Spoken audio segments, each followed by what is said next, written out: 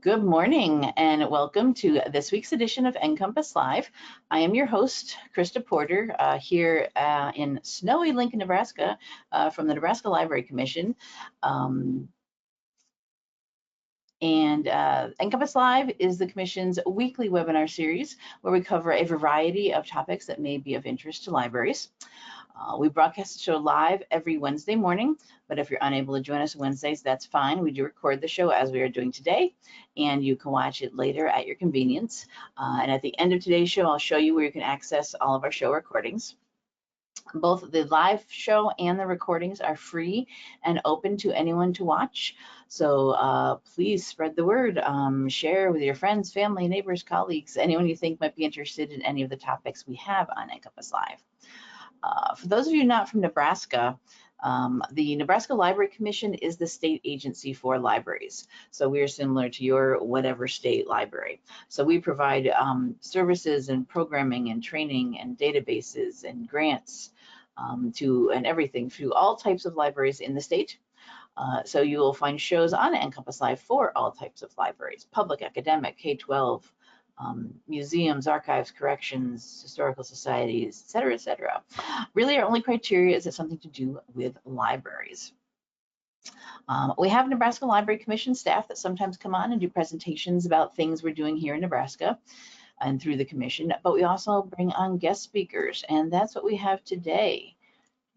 Join us, well, we kind of have a mixture, sort of, kind of. Joining us today is Brian Pichman. Good morning, Brian. Morning. And he is from the Evolve Project, and he's been on the show a bunch of times over the years, one of our regulars, to talk. He usually comes to talk about something techie, some tech-related things for libraries. And also with us on the line is Amanda Sweet, who is our technology innovation librarian here at the Nebraska Library Commission. As some of you may know, she does a monthly Pretty Sweet Tech session on NCompass Live. And she and Brian work a lot together, so they're both here to chat about, I think Brian, who just attended, was it in February, March? I've lost January, beginning of January. Oh, it's only February, right? It feels like longer. Yeah. Anyway, the Consumer Electronics Show, CES, he's attended that every year for a long time. I'm not sure. Yeah, I try to go every year. I've lately been doing like every other year. But yeah. Cool. Well, he's going to tell us about things that he learned there that could be useful for libraries. So I will hand it over to you, Brian. Tell us all about what you learned. Cool. Thanks. So before I start talking about CES, one of the things about CES that everyone enjoys is they talk about like tech trends, what new innovations are happening, and things like that. So given that information, I think, can I use the chat? Yeah, well, people can type into the questions and I can see what they say. Yeah. Perfect. Yep, I've got it here. So without using the word AI, tell me what you think a top innovation at CES was. Oh, what is that a trick question? So, yeah, go ahead and type in the EdTech robots. EdTech robots probably have AI in it, but I didn't say AI, so it doesn't count. That's fair. Yeah, it doesn't violate the rules. There we go. Now, what does anybody else think? Robots, yeah, that's probably the thing. What's some new tech trend going on in the world? Well, I don't think I'm seeing any of the things that show up in the questions box. No, you can't see that. I can see that. Got it. Okay. Yeah. Cool. I figured everyone was going to say robots. Yeah, I'll go to the next one. So the question is, what is CES? If you haven't heard of it, it stands for the Consumer Electronics Show, and it kicks off every year the first full week of January. The first show ever was in 1967, where they had 250 exhibitors and 17,000 attendees. So that's, ALA worthy size, I would think. Yeah. But now, since then, they've expanded like 10 times the amount, and it takes over almost the entire city of Las Vegas, because Las Vegas is the new location. So almost every hotel is booked. Every conference center imaginable is filled with CES things, and it's just a wild party every day. So if we were to look at this by numbers, the size of the exhibit floor equates to 43 football fields. So 2.5 million square feet of exhibits, which is a lot of walking. Of that, there's 4,300 exhibitors and 1,400 startups. It's you probably won't see everything while you're there. You will miss stuff. Yeah. And I have a typo. Over 141,000 attendees attended this year from 150 different countries. 5,000 global media or content creators were there, and 60% of the Fortune 500 companies were there. So almost everyone in the tech industry attends. And the goal of it at CES is to show the new technology, the new trends, the new gizmos and gadgets that are coming out from all spectrums of the tech industry, from like TVs, washers and dryers, anything with a computer chip in it, it feels like has appearance at CES. There's also a variety of celebrity appearances that occur.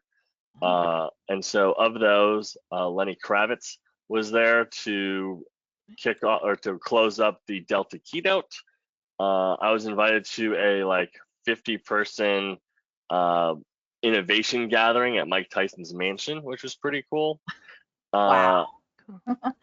He sold it now, so it's his former mansion, but like all of his like murals and paintings and his swag and whatnot is all over the place. And then another event with will.i.am and Jason Derulo was there, and you can get very close to a lot of these people because a lot of these events are very niche or very small, like invite only, and it's a really neat experience. So you have this hodgepodge of celebrities and then a hodgepodge of events, and then in the actual conference is these giant displays of like pure innovation of like you thought you saw some cool booths at like ALA or whatnot. These are the booths at CES. So they had an experience at the Sphere. So what Delta did was they like rented out the Sphere for everybody, and you can go and see Delta's keynote with like interactive, like the seats would vibrate. When there was a plane on the screen, you would hear the wind from the plane and feel it. And these are some of the booths as well at CES. So very flashy, very like fancy schmancy, with the idea of like showboating all the things that they can do. Holy haptics, Batman. Yeah. I was gonna ask, is it something comparable to like the Comic-Con and whatnot, but it's even above that.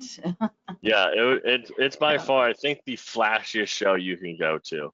Right. These are photos I took these are some of like my favorite exhibits I've seen because of the simplicity, but also like the grandeuriness of it.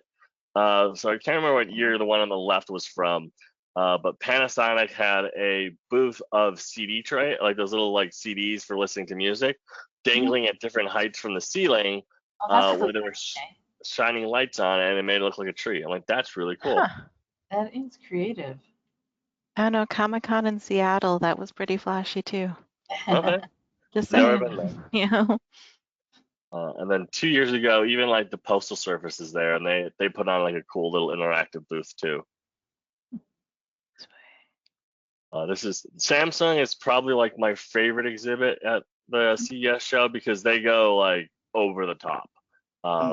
Their booth was heavy on AI, showing how they have like AI integrated into all their products, and like their displays are the best. So there's these huge interactive displays where you can touch and tap and learn more, move things around and so forth. So at CES, the top trends that I saw would fit into most of these buckets here. It was either about artificial intelligence, which I'm sure ad nauseum we have heard lots about. A phrase that I haven't heard before was smart spaces, which basically links to like the Internet of Things, smart homes, connected buildings, but now they're calling it smart spaces because they want to incorporate robots into it. So if a robot can read all the sensors in your environment, it can do some pretty cool predictive analysis and interaction with AI. Like in manufacturing. Yeah, or even like at home use. They had some really neat examples. I think I have a few for how like a smart space in a home would look like. Digital health and accessibility has been increasing year over year. Like to the point this year, I would say probably a quarter of one of the exhibit halls was all about digital health and making things more accessible. And I'll share some of those because I think they have a really lot of great ties into the library world. And someone did mention that when after we had like kind of gone on, you started your presentation, did answer your first question saying anything health related because of the population in general getting older. Yep. You know, more people getting older, that is possibly a reason why, you know, a lot more, it's going to be a big market. Yeah. And a need. Yeah. Definitely. Yeah. Then we had some metaverse talks and stuff about sustainability, which is I think a lot of companies using it as a buzzword to say, oh, hey, look, we're being green and efficient. But that's one of the trends in CES too. I mean, I'm looking at your booths. I don't think you're that big on sustainability because most of this gets thrown away. But whatever. Yeah. So the first talk, one of the first talks was from NVIDIA, the CEO, and he introduced like their new processing chips and this concept of agentic AI, which is basically like a real-time assistant that connects to your everyday life, your work environment, whatever it needs to be smart enough to handle. And then you can have like a right-hand person, a protege that knows everything that you know, and you can interact with it, bounce ideas, and aid in like your everyday tasks. And if you watch the Super Bowl, Salesforce and a few other companies had agentic AI commercials too, because that's the next buzzy word. I think people would call it like AI agents.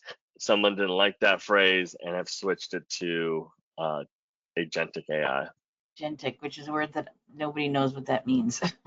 I think that's what like a lot of the tech innovators like to choose is like, I'm gonna make up a new buzzword, and if I promote it, like Kleenex and tissue. We all call tissue paper, or at least most of us, I think, call tissue paper Kleenex, but we don't call it tissue paper, even though the brand necessarily isn't Kleenex. And so I think that's the objective of coming up with new buzzwords, because if NVIDIA is like, hey, we came up with agentic first, everyone else, they're just using agent AI. We're using agentic AI. I don't know. That's my belief in the world. They're just special like that. Keep it shiny. Yep, but everything, and I mean everything, seems to have AI in it. There was an AI company that I saw that was called AI Water, and I think it literally was just a water bottle that can read out like what minerals are in the water. So nothing new. I don't think that's considered AI, but everyone is slapping it on everything now. It's a big selling point now to certain people that, oh, it must be AI. Yes. Yep. So I don't know if you can hear sound if I play this. Sound come through or no? Yeah, that's okay. That's fine. I won't play it then. So this is, let me pause that. Not an embarrassing pause. There we go. So there was a company called Twin Protocol that was at Mike Tyson's mansion, and they had a really neat demonstration of how fast their digital twin technology works. And so you stand in front of a green screen, and they say, move your hands around, open and close your mouth, and talk for 30 seconds about any topic you like. And I was like, all right, I'll just talk about me. And so I did that, and then they said, cool, now watch this. And they processed it, and now my twin can speak multiple languages in my like accent, in my tone. And I like that, because most of us, when we talk about language translation, it's usually like a voice actor. Like it's really hard to get your voice to sound like Hispanic or Italian or whatever it may be. And they figured it out. And like, this is really impressive. The lip syncing is a little off, but it does a decent job. Yeah, they'll fix that. That's kind of scary that they can just duplicate people like that. Yeah, in 30 seconds of me just I like that. talking. Uh, Yeah. like if you have an iPhone, there's a setting called personal voice, and you can train your iPhone to sound like you. You read 200 some odd cards, like which are just like one sentence phrases, and then it can say almost any word in the English dictionary. Dang. There's some really neat like AI companies that I saw. This one was called it was from a company called the Think Academy, and the product was the Think Pal or the Thinky.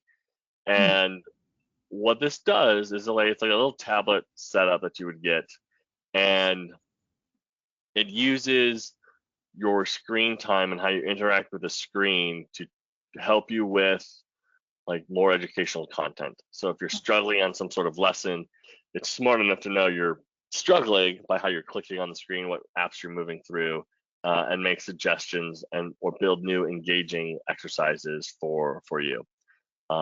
It's a whole like reading library and everything that can go with it. It was a really neat product, and I hope it takes off. We talk about our smart spaces. The idea now is with your smart homes, and now that we can stick an AI sticker on everything, we can connect and make more autonomous decisions in our environment. So one of the presentations was like saying, hey, you get home, you no longer have to open your garage door, turn on the lights, warm up the heater, feed the dog.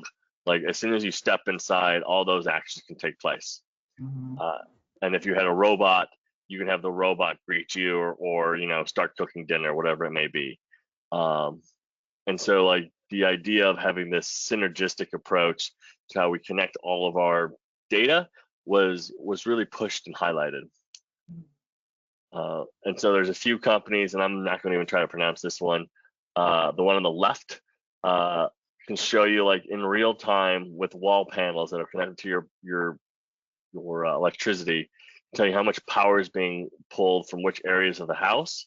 Granted, you set it up on the app though, so like the light switch is on the left, so when you turn on the light switch, you see on the LCD screen there's a power draw towards the left of it. But it was really neat on how it can track energy usage from turning on and off things and where your energy drains are. And then another company called Lotus made a ring where you can just like point to an object that's internet connected, and you can have things turn on or off, or darker, dimmer, or whatnot. Use the force, of course. Yeah, now you can actually have the force. Now, for some reason, my fingers just can't deal with rings, so I just never wear them. I don't know. There's lots of fun little robots. A few years ago, there was like this cute robot on the right from LG, which I don't think is in production anymore. But it would actually like greet you and say hello, and if you already met it and like told you its name and stuff, it would remember that and say, "Oh, hey, welcome back, Brian. How are you?" Which was kind of neat, but also kind of weird. Like I had to like program it, so I had to like go up to it, say, "Hi, my name is Brian. You can remember me." Blah blah blah. And then the robot on the left is from, oh shoot, I forgot the name now, Enchanted. So Enchanted has a bunch of these like robots that are very interactive for, I think it was like 30 grand. But if you notice, its legs are different, which I like tons of questions on. It's a ball, and the ball rolls versus something on wheels or something that can be tipped over. This is really hard to knock over. So it can lift and carry things a lot better than some of the other robots because of how its balance structure is set. That is different. I've not seen anything like that before. Yeah. And it's sort of playing off the way Sphero works too. And there's like there's a few robots that are on the IE website that are set up like that. Yeah. But it had a really cool digital face that like is interactive. It smiles, be sad. It can move its arms and stuff around. So You just narrowly missed a robot tangent from me, so congratulations. Yeah. This is a robot called Mimo, and it's like a table with a lamp, and the concept of it is it's supposed to learn like what your needs are. Like if you had a cup of coffee and it saw you, it would come on over and like set up so you could put your coffee down on it. and it's supposed to like think and adapt. But it was supposed to be they're calling it the first general purpose AI robot. The table that goes to you. It reminds me of like that little Pixar character. Oh, the lamp. Yes, it does Wally. look like it, doesn't it? No, not Wally. Yeah, I know the one you're talking about. This is Ropet. This one was nearly. I could not get close enough to take a good picture, so I had to like scour the web for one. Because the lines around it to like pet these things was insane. But this is supposed to be like an interactive social robot. You pick it up, hold it, it responds to you. It looks like it smiles at you. You can talk to it. And I think like this is kind of like a really neat little gadget. So fuzzy. Another like Disney feeling robot, and I think it was pronounced Louis robot.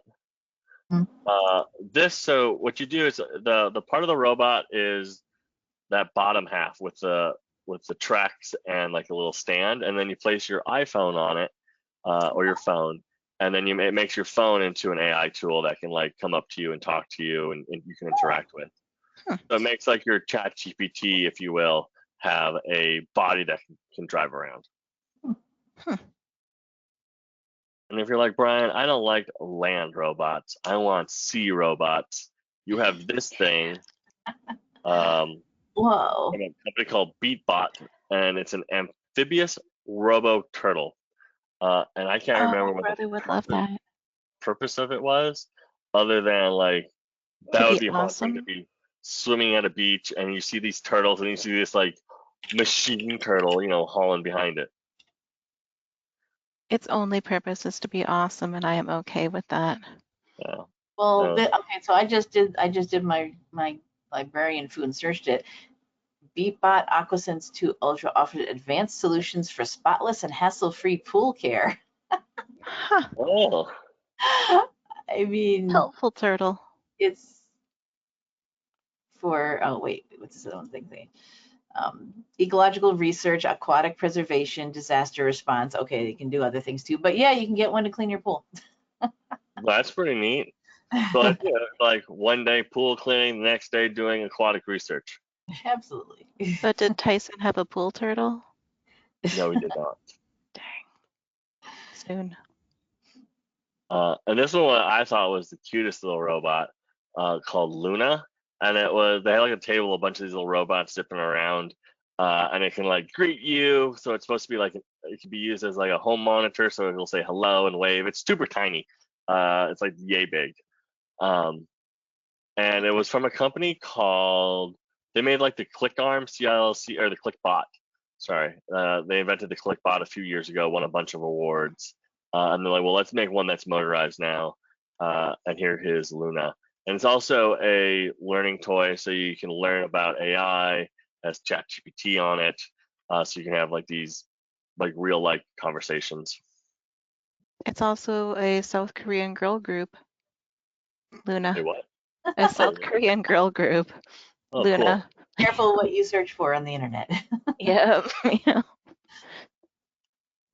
All right, so digital health time. And so this one was this one won an award. And this is the electric salt spoon. And so the idea is for people that like to have to oversalt everything, but it's bad for your health.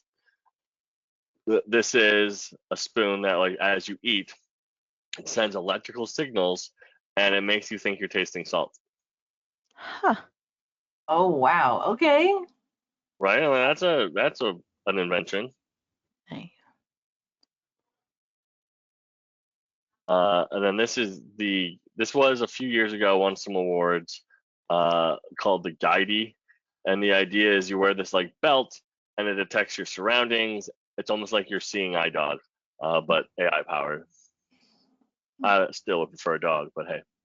Yeah, I mean, some of the, like when I worked at Beyond Vision, that would be helpful for them. Oh, okay. Yeah. And so, like I said, with them slapping AI and everything, they now have an AI powered cane. And so the way this cane works is it's supposed to help identify how you walk, and like give you alerts about if you're like not walking properly with your cane. Helps detect things and helps you prevent from like tripping over stuff. But that's the so yeah, AI is on everything. I wonder how much that costs. No clue. Oh shoot. This product's called Glide. My dang PowerPoint cut the image off. So you can see it against the wall on the left. It's like you know those old-fashioned like lawnmower machines where you like would just like spike into the grass and cut it. Think of that, except with like a motor on the bottom of it. And it's supposed to. This is like another version of a self-seeing eye dog or a guiding dog, where this will help people that are visually impaired have mobility.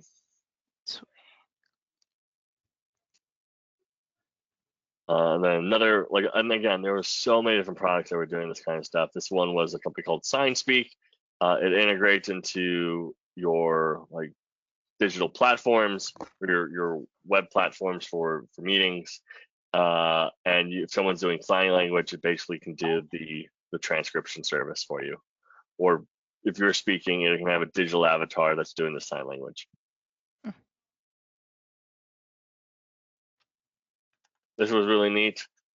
This was a company called Tone, and this was supposed to be a biosensing earbuds that help you sleep better and give you more energy. So when you wake, you've slept well. So that's that one.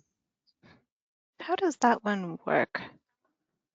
I don't know. I asked a lot of questions. I was like, interesting. I took a picture because I had 1,400 other booths to go see. Oh, someone explained brain-computer interfacing to me once, and I wonder if that works the same way. Probably does. Oh. So the metaverse, there was not too many displays about the metaverse, but there was talks about using AI in the metaverse. And so this was my favorite exhibit from, I think, like right after the pandemic ended and people were able to do conferences again. There was this one called Meet Your Virtual Twin that you can walk up to, and it like digitizes you in like this really neat holographic display. And as you move, it moves. Trippy. Yeah. So some crazy new technology gadgets. Why we all came here today. So this is called the MouthPad, and it gives you hands-free control of electronic devices like scooters or motors and things like that. And you basically use your mouth to control stuff. This one's adorable. This one's called Tom. The robot's name was, I think, Jenny. And so Jenny the dog was built by a company called Tombot. And it's a AI dog that you can like pet. It barks, it wags its tail. You can speak to it. It barks back. There's a whole iPhone app with it too. Fluffball. That's very Jenny's cute. adorable. I did not take a good image of this. So there's on the bottom right, the new TV of the future is a TV with suction pads on the back that you can mount on any surface. So no more like drilling into anything, and the app on the TV can identify like if it's level or not, and then it just suctions right onto the television. That kind of mounting TVs just freaks me out. That just seems now it's easier. It's way easy. I'm happy to have it sitting on the table. Sure. And then on the left is a laptop that can, you lift up on it and you have more screen space. Oh, I've seen that. It like opens up. It like, yeah, I've seen video of that. Pretty cool. And this one is a, at-home ear care device. They won an award. And the way this works is it helps with, like, there's like a setting where you can clean your earwax out, as well as doing a couple other like little ear doctor type checkup stuff. Because it can image your ear and like tell you like what your eardrums look like and everything too. Whoa.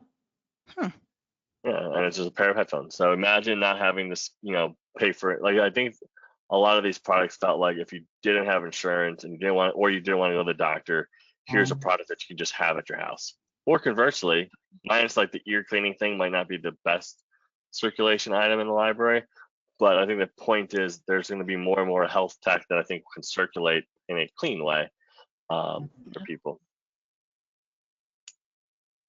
I have a friend who could actually use that too. Oh, nice. Yeah.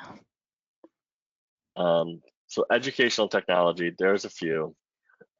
This one was nice. This was called the Hummingbird blocks. So you can use a tablet or a phone or whatnot to learn how to program using these scratch blocks, or you can do it completely without a tablet and learn how to program and like make music out of it. Well, it was really, what fascinated me the most was it was geared towards people that are visually impaired. So each of these blocks have a function, and all the blocks have Braille on it. And so when you read the Braille, it tells you what the block is. And then you put your blocks together and you can create music. So it's like this really, go ahead. It's unfortunate that a lot of blind people don't actually read Braille, or if you have neuropathy, you can't actually read Braille with your fingertips. Oh, but I know, fun fact. Well, maybe if they learn Braille, they can use this product then, and everyone They wins. would learn just enough Braille to be able to use the humming block. If you learn Braille, it might encourage you to want to learn more. Right. That's very cool. True. If you learn the basics of it, it might be a good jumping point. And they have the refreshable Braille display too, so those are pretty awesome. Yeah. So there was a company based in Paris that their idea was to bring culture to life. So they have like little QR codes and little displays that they have all over Italy and Europe, Italy and France, that you can like scan a QR code and see like this comic book style iteration of like the history and culture. And so what they were at CES for was like promoting the app and like trying to get other people to help like build content for it, to help, you know, improve how we connect with our world. This one was a cute little robot called Ilo. And there's like an app you can use to drive it around. There's all like these coding components behind it where you can use AI to have it learn how to avoid an obstacle, how to move stuff around, how to tote things, and so forth. So there's so many of these little robots like this to teach. And I know, Amanda, you've had so many different versions and iterations. I mean, there's a robot staring at me right now. Huh? There's a robot staring at me right now. Yeah. But, someone wanted to know, you know, we already know there's some. Is this one any better than ones that we've already gotten? I mean, what are they doing that's different to the ones that like we're already loaning out? This one's the best way to become an engineer is what the subtitle says. So that's what they all say. You know? I think they're all very similar in flavor. I think the pivots are how easy is the interface and if it can scale up. So once you mastered one level, is there another level that's more complicated that gives you more programming opportunities? So and I've some been seeing, don't. Oops, sorry, go ahead, Amanda. There's that component, like the Hummingbird Bit Premium or like the Hummingbird, like the Finch, that want to be able to scale up. But then there's the people that are like super duper beginner, and then they don't even want to see the other side. So they just want to have like the easy interface, like Ozabot, that just like quick grab and go. So people at levels of knowledge and ability. Okay, cool. Yeah. Excellent. This is an educational platform that's supposed to operate off the grid and has AI behind it. So you install this app called Sona AI. It costs $20 a month, and there's like no other extra fees around it. They won an award for artificial intelligence, and the way this one works is it like analyzes the person's like gender, age, emotions, etc. in real time to provide custom educational curriculum opportunities. And so the idea is if you know what the person's intention is with learning, you know what their interests are, and you know what their backgrounds are, it can make a more effective approach with delivering educational content. I wonder what current changes overall in society are going to do with the customizing of education curriculum like that. If you can't define genders and you can't define diversity and you can't define all that stuff, what Yeah, is that going to do to customizing curriculum and customizing education to what people need? yeah. I think this is more like a turnkey. Like you can just take this home, and then you have like this custom turnkey solution based on like what you do know and what you know. Um, yeah, it was a May as neat. well give It's a it to neat. the parents, let them do it. Yeah, it's a neat concept. Yeah. And so overall, how does like some of these trends apply to libraries? And so with as it relates to AI, that agentic AI or that real-time AI assistant doing these AI-driven transcriptions, using AI to do multi-language or translations from sign language even, or verbal communication, it's all possible in a very affordable ways now. The implications for that, I would say we're going to start seeing more like AI-driven research assistants where we'll be in our online databases and there's going to be an AI bot that says, hey, I see you reading this article. Let me show you some other varying opinions and connect those pieces together and how things tag. And then again, that like real-time language translation, I think is going to be more important. Yeah. Digital health and accessibility. I don't think I showed a picture, but one of the big winners too was a AI exoskeleton that you can wear, and it like understands your environment and like if you're going to be lifting things that day, based on the environment, it knows how to like reprocess itself and divert energy, I suppose, to the right parts. Health monitoring kiosks, like at-home healthcare, is like more than ever. And so I think for us in the library world, what type of health literacy do we provide?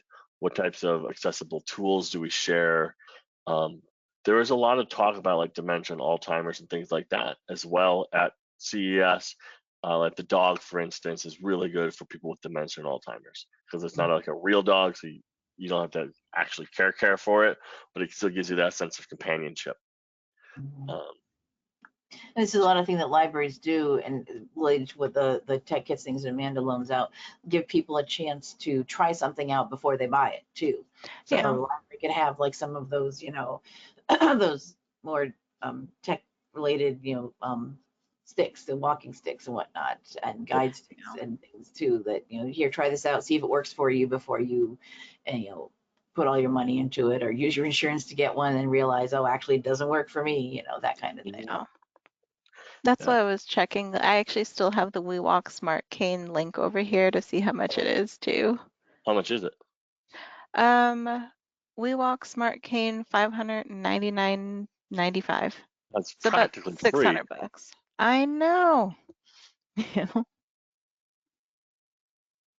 And then again, this idea of sustainability has been a increasingly hot topic. And so there was a company that was showing how they made lithium-free batteries out of like potatoes or something. Okay. Like I think like it's like akin to that like a science experiment you might have had to do in school where you like plug stuff into a potato and it lights a light bulb or whatever it may be. Yeah. So I think there's like some science on that someone like really dove into. And then, as libraries, do we change? How do we make our lending? What do we have to do with our lending strategies to make them more effective for sustainability? Do we offer more digital lending? Do we find products that can be circulated more and that can withstand more abuse than some of the other products we used before? And is it partially part of on the publishers to use recycled paper or to use other types of like other mediums? Yeah, no, that's a good point. Yeah. And can they find a way to reprocess books that are going to be weeded out or that are no longer readable so that you can reprint over those pages? Yeah, that's good. So I always like one of my fun little activities I like to do is throw my presentations into my AI and have it create like an image. And so that was the first 3 tech trends from the PowerPoint and the image associated to it. You can go to the SMOIT library. You know, the SMOIT. Yeah. All right, the next set of trends, so smart spaces and robots.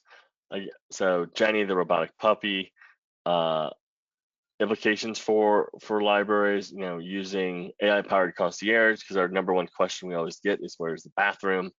And so if we, you know, customize our spaces where it's easier to find and easier to navigate, it'll decrease some of that concierge we have to do in person, and we're able to reuse some of that energy and effort for, you know, better patron interactions that, you know, are more fruitful, like finding the right type of content they need. Excuse me. Augmented and virtual reality, or that idea of metaverse, I think one of the trends, and it goes back and forth almost every year, it feels like, is using AR and VR for literacy programs. So let's learn how to experience this type of environment. Let's learn what's overseas. Let's do all these fun things in a VR setting that we don't have to pay a lot of money for. And now with AI on top of it, we can do a lot of really neat, like, interactive storytelling where it can help navigate what your interests are as you're speaking to it. And as a fun fact, I just went to the Jenny website and they have officially sold out of their first litter. Oh, So, funny. but you can reserve a puppy now. That's cool. Where else? Oh, and the future of learning and entertainment. And so I think we can start building these more so at CES, one of the things that I think I mentioned is all these booths are very, very interactive. Like, you walk up to a booth, you answer some questions, and you're having this dialogue, learning about something without, and it's supposed to be salesy. So you're like learning that you need to buy this thing all by because you're just playing around on a screen. And so imagine doing that in a library space, not necessarily with making a purchase, but like educating about an upcoming event, or trying to get people to sign up for a new library card, or whatever that interaction may be, and turning into more of a gamified experience, I think, is going to be a future trend. It's like if they were to make a AR program to train librarians to administer Narcan, that would be probably pretty helpful. Yeah. Absolutely. And probably do CPR too. Just kind of Oh, that whole suite of there's stuff.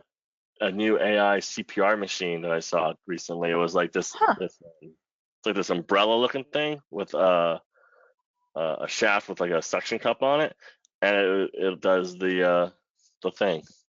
Oh, wow. Sweet. So that's the AI image. So some session overviews.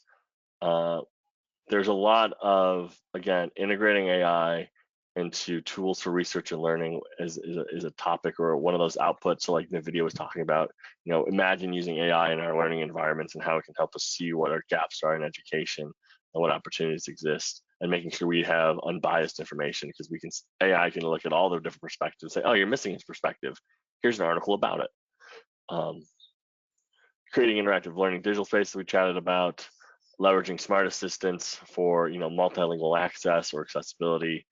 And I think since there's been so many products about healthcare, you know, I'm curious, how can a library support those changing dynamics of people want to not have to leave their homes to go to a doctor. They'd rather just do it at home. Like, I had to go to Urgent Care a few weeks ago, and they're like, oh, it's all virtual now, but you still have to come in. We're going to use like this. We have someone there. Then you Teams call one of the actual doctors, and the nurse practitioner, whatever that person's at Walgreens, like, puts the stuff on you, and then the doctor gets all the readouts and tells you what to do. Mhm. And so, That'd like, be imagine like to be not able to even. do it from home. Yeah. Well, why do you have to come to Walgreens? Can't I just, like, can you just send me this thing and I send it back? Like, that would have been a hell of a lot easier. But Yeah. They probably wouldn't get it sent back to them. yeah. So some bonus conference finds. So this product is really cool. It's called the Rail Cube, and the idea is to teach you about STEM and engineering through, like, playing with a monorail. So let me give you an example. Here's one that I built. It's best in class. And as you can see, it goes upside down, sideways. There it goes. Now it's upside down. Oh. Yeah. So you make little loops with it. It reminds me of the monorail episode from The Simpsons. Okay. It was a classic. You can design your own roller coasters is what it looks like. Yeah. Yeah. Yeah, it's really cool. Like and I brought it to the Ontario Library Association to like pilot out, is this something that people would play with? And oh my gosh, it was like the most popular product on all my, and I have, keep in mind, like when I do these little events, I have like AI, VR, all of it. Like I have all the coolest bells and whistles. And this I would consider very low tech. Like I don't think there's a computer chip in there. And that was the most popular piece. And I was like, okay, fascinating. Because it's very like simple, like you can pick it up and go. That's I why was, people like Ozabot. yep, you can pick it up and go. I was in a conference called New York Now a few weeks ago, and New York Now is like a wholesaler, reseller event, and I was still to check it out. It's like, okie dokie. And it was neat because a lot of people there are very like, I'm trying to get out to like sell to Target or whatever. But I was like, hey, have you thought about partnering with libraries? Offer them your wholesale price, and you'll be living the dream. Mm-hmm. And they're all, and almost everyone I talked to is like, oh yeah, like a sale's a sale to me at this point, right? So they want to establish that relationship. And so one of the cool ones was called mammals or marmals. And the way it would work is these little plastic figurines on the left are dry erase boards almost. So you can draw, color them in, design them, and they're all magnetized so you can like swap out arms, legs, hats, ears, whatever. And then you like tell a story about it. So I'm like, this is like really cool for a library. Like, why not the library? And then these are things that they can reuse. Like the kids can take a picture of it, have it forever, and play and build and make. Hmm. And then there's a book series called Big Old Day, and it's a book that accompanies like a soundtrack, and it helps you like for kids like understand what's at a zoo, the beach, the mountains, etc. And it's all these like geographical places. So yeah, that's all I have for us today. I figure we'll open it up for questions, comments, concerns, complaints, or otherwise. Hopefully we won't have any of those. Yeah, awesome. Thank you so much, Brian. Yeah, this is always cool to see all the new tech coming out. I mean, you see stuff about it on the news, but it's good to have it like all in a session here where someone to explain all the real cool stuff out of however many vendors and things that were there. Oh man. I'm sure it can be very overwhelming. Yeah, I encourage people to go like at least once in your life, because you'll see a lot of stuff that makes you think, I wonder how that would work in a different environment or a library world, and then you'll see like how some of these competing companies have very similar ideas, but if they work together, they have even a better idea. So like I'm a social butterfly in that sense. Like I like connecting businesses together, and so like for me, it's always fun. And I find a lot of my partnerships at CES, where I get them involved in the library world. I get to play with their products. They'll send me demo kits, and then I give those demo kits out. Mhm. And my sales approach to the exhibitors, and I encourage you to use this language anywhere you like. So if you're a library and you'll see a population of 20,000 people, I use this as a reference constantly. Go up to a vendor and say, hey, how much does it cost to market your product to 20,000 people? Most of them they won't have an answer, but you feel like, you think it would cost like $1,000, $2,000, 5,000 to market to that many folks? And they'll be like, yeah, sure, probably. And you can go, well, fantastic. Can I get that in a donation? So now you get a tax write-off. You look good, and our library will promote that product to you for free to our population of 20,000 or whatever it may be. And majority of folks see that as an amazing opportunity because it's really hard to say I don't like the library. So Yeah. So, and most people with kids are like, oh my God, I dropped them off there. That's daycare for us. And so most folks have that connection to it already. And so it's a really easy upsell once you open that door. Mhm. And as always, if you're watching the recording and you had questions, I do encourage you to reach out too. So what else do we have live? Yeah, if anybody have any questions, go ahead and type questions, comments, anything you want to chat about, type into the questions section of the GoToWebinar interface there. We have thank you for very impressive devices. Yes, there is. One question, yeah, we do have is this, so this is in Las Vegas. Is there anything, you mentioned that one event you went to in New York, but is there any similar events people could go to that would be elsewhere in the country too? There That is would travel to yeah, Vegas? there's Toy Fair. So there's the New York Toy Fair that takes place in Oh, New York, and they move the dates around. It's usually like end of February, beginning of March. Sometimes it's in September. This year it's the beginning of March. Um, and so the Toy Fair, the New York Toy Fair is the second largest. The largest Toy Fair is in Nuremberg. I'm probably pronouncing that wrong, Germany. mhm. Um, but the New York Toy Fair is a really easy fair to go to. Huh. Um, to If I like walk remember the right, floors. does Chicago have a toy fair? Yeah, it's a small, like super tiny little thing, but Yeah. um, the New York Toy Fair expands almost the entire convention center at the Javits Center, which is a Mhm. few city blocks of convention center space. So you wouldn't think about Toy Fair as being this kind of technology, but I mean, a lot of these things are. Yeah, there's a good Yeah. 20-minute, 30-minute exploration of like STEM toys you can walk up and down. Mm. But the vast majority of it though is like the more non-techy play stuff like dolls and whatnot. But Mm. there's enough there where it's worth it for me to like stop by for a day. Yeah. I was the kid that instead of putting Barbies in my Barbie dream house, I put my frogs in it.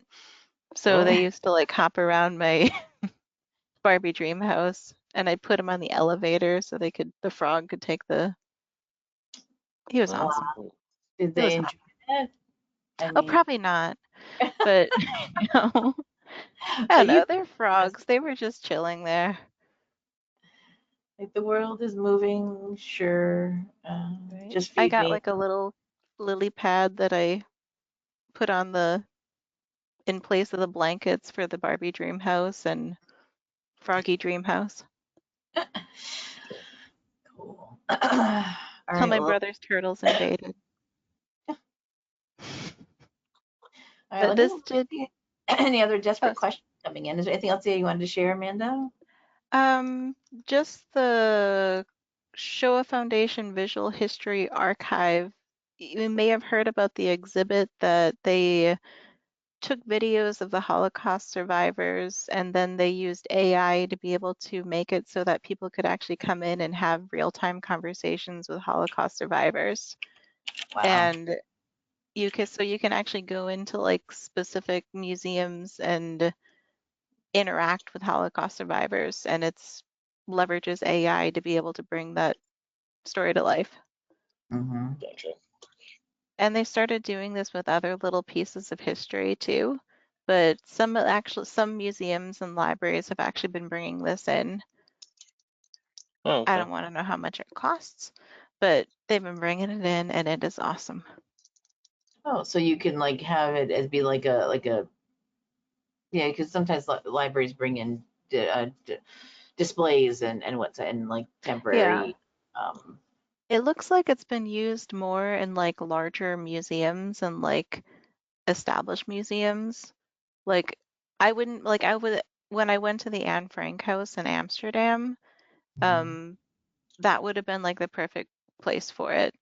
Although that was already weirdly depressing and also weirdly industrial because when you go up to the top, like the second floor, they have like a acrylic plate that's over the whole floor so that people can't actually touch it and mess with it.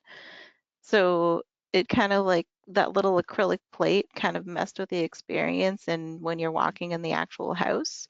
But when you Mm, go into the Anne Frank house in virtual reality or when you experience it using this kind of hologram style format, it's like a cool. different experience and you can engage with it better and interact with it better. Yeah. Yeah, I just found the website, the Showa USC Showa Foundation. Yeah. Living And Links if you Eyewitness. go to the Visual History Archive, that's the I'll pop the link into the chat. Okay. Oh, there it is. Access to Visual History Archive under what we That's do. the one. Okay. That's the magic. Hmm.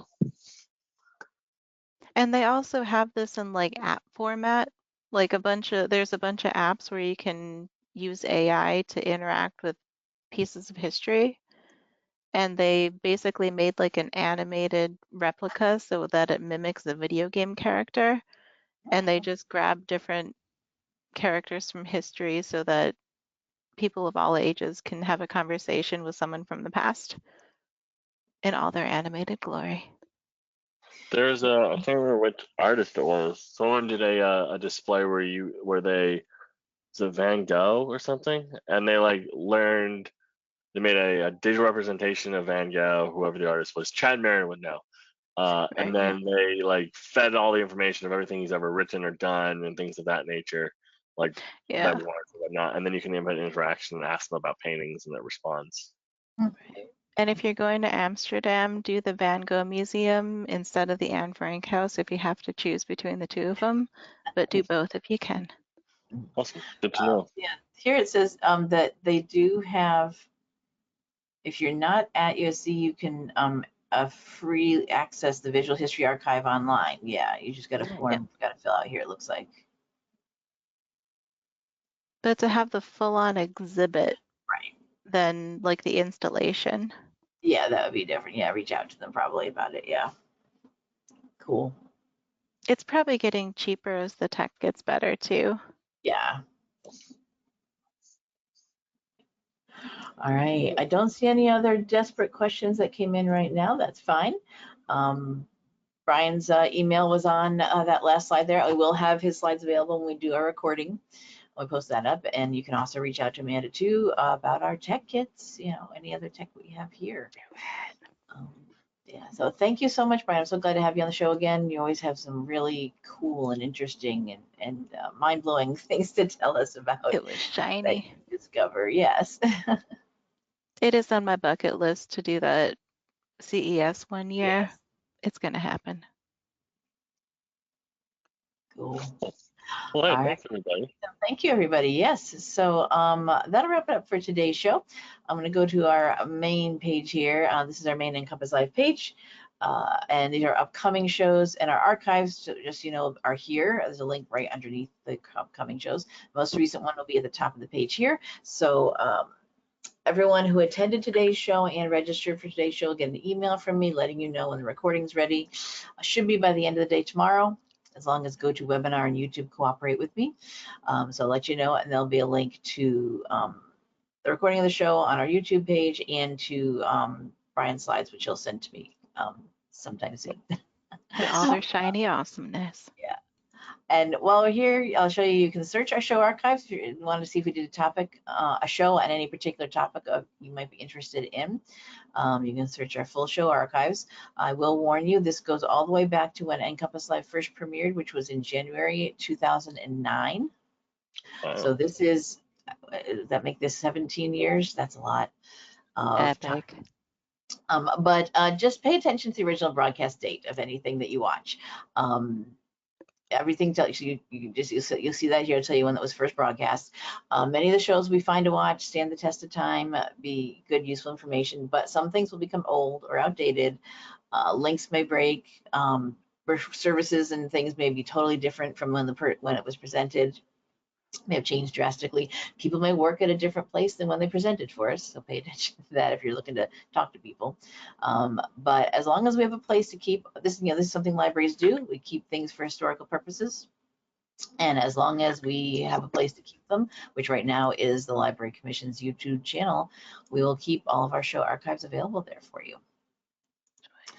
We also have, you'll see here popping up a Facebook page for the show. So if you'd like to use Facebook, give us a like over there. We do reminders. Here's a reminder to log in today's show, meet our presenter posts, and then when the recording is available, I will post out here as well. We use NComp Live's little abbreviation for the show as a hashtag. I post out here onto the NCompass Live Facebook page and onto the Library Commission's Instagram and Twitter. So you can find us out there on the internet as well.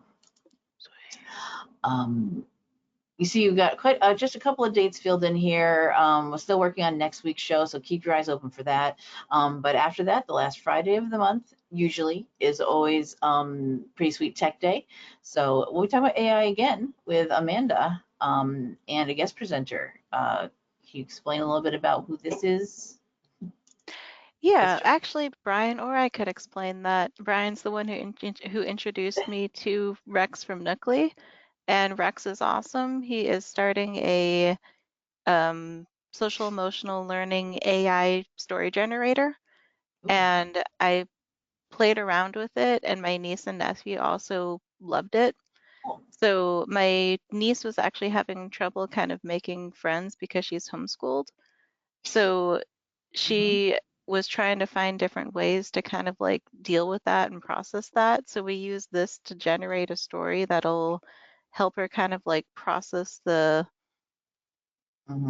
get better at making friends in different ways, and it was Cool. awesome. We made the character look like her. She was cool. That's cool. Awesome. All right, so look for that on this month's Pretty Sweet Tech. And you will notice if you pay attention to the way the months work that in March, Pretty Sweet Tech is not going to be the last Friday or last Wednesday of the month. It's the one before. We bumped it up to March 19th.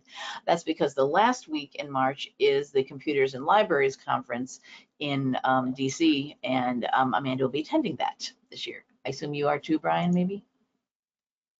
Yeah. Wait, which conference? CIL. CIL. Oh, yes, I'll be there. Yeah. So, so we bumped NCompass Live, or not NCompass Live, Pretty Sweet Tech back one week in March. Yep. But just keep on our calendar when new things come out, they'll be posted on here, and we'll announce it on our Facebook page and everything as well. All right, cool. One last thing I want to remind everyone about, another online event we do here through the Library Commission, Big Talk from Small Libraries, is coming up at the end of this month, February. It's always the last Friday in February. So it's Friday, February 28th. Registration's been open. The full schedule's been available since the beginning of January. So please do sign up for that. This is for presentations from the little libraries. All of our presenters are from libraries who have an FTE or population served of 10,000 or less. So this is really the little ones. So we are co-sponsored by the Association for Rural and Small Libraries, ARSL, and we've been doing this conference since 2012. So take a look at our schedule, see if there's anything you want to watch. The entire day, it's a full day done, same here on this GoToWebinar software. The entire day is recorded. If you're unable to join us for the whole day, we will have the recordings available afterwards too. I break them up into individual recordings for each session. You don't have to watch a whole 8-hour recording afterwards. But there will be a recording if you're unable to join us for the whole day. And we do have joining us after the lunchtime session, the Best Small Library in America from the 2024 winner of Library Journal's Best Small Library in America Award, the Mendocino County Library's Round Valley branch will be joining us to talk about how their experience with that. Sweet. And we got presenters from all over the country, Nebraska, New Mexico, South Dakota, Virginia, I can't remember, Ohio, yeah. So please do sign up for Big Talk to join us. It's free and open to anyone to watch as well, so do spread the word about that. And hopefully we'll see you all on a future episode of NCompass Live. Good to see you again, Brian. Good to see you, Amanda. Yep, likewise. Take care, everyone. You on future NCompass Lives too, of course. All right, bye everyone.